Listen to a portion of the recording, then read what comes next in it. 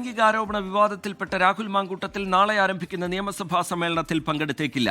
സമ്മേളനത്തിൽ പങ്കെടുത്താൽ തിരിച്ചടിയായേക്കുമെന്ന് കോൺഗ്രസ് നേതൃത്വം രാഹുലിനെ അറിയിച്ചു. സഭയ്ക്കുള്ളിൽ രാഹുലിന് പ്രത്യേക ബ്ലോക്ക് അനുവദിക്കുമെന്ന് സ്പീക്കർ എൻ ഷംസീർ പറഞ്ഞു.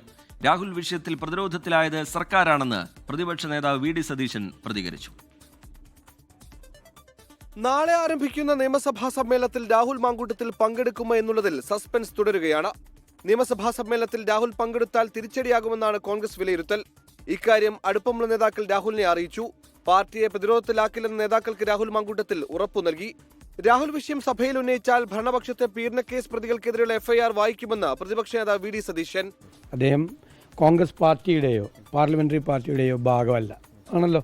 ഞങ്ങൾ അഭിമാനത്തോടു കൂടി ഇക്കാര്യത്തിൽ തല ഉയർത്തി നിൽക്കുമ്പോൾ തല കുനിച്ച് പിണറായി വിജയനെ അകത്തേക്ക് കയറാൻ പറ്റുള്ളൂ, മുഖ്യമന്ത്രിക്കും മന്ത്രിമാർക്കും. കാരണം അവരുടെ കൂട്ടത്തിൽ റേപ്പ് കേസിൽ പ്രതികരിക്കുക. രാഹുൽ മാങ്കൂട്ടത്തിനെ സസ്പെൻഡ് ചെയ്തെന്ന് അറിയിച്ച പ്രതിപക്ഷത്തിന്റെ കത്ത് ലഭിച്ചെന്ന് സ്പീക്കർ എൻ ഷംസീർ.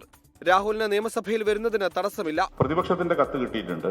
അദ്ദേഹത്തെ പാർലമെന്ററി പാർട്ടിയിൽ നിന്ന് സസ്പെൻഡ് ചെയ്തെന്ന് പറഞ്ഞുകൊണ്ടാണ്. അപ്പൊ അദ്ദേഹത്തെ പ്രതിപക്ഷ ബ്ലോക്കിൽ നിന്ന് മാറ്റിയിരുത്തിക്കണമെന്നാണ്. അതിനിടെ സൈബർ അണികൾക്കിടയിലും വിഷയത്തിൽ പോര് തുടരുകയാണ്.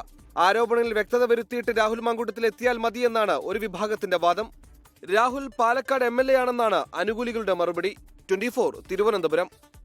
ലോകത്തെവിടെയായാലും ഏത് സമയത്തും 24 വാർത്തകളും ഓഗ്മെന്റഡ് റിയാലിറ്റി പാക്കേജുകളും എക്സ്പ്ലെയിനറുകളും വിശദമായി കാണാൻ ഞങ്ങളുടെ യൂട്യൂബ് ചാനൽ നിങ്ങൾക്ക് സബ്സ്ക്രൈബ് ചെയ്യാം.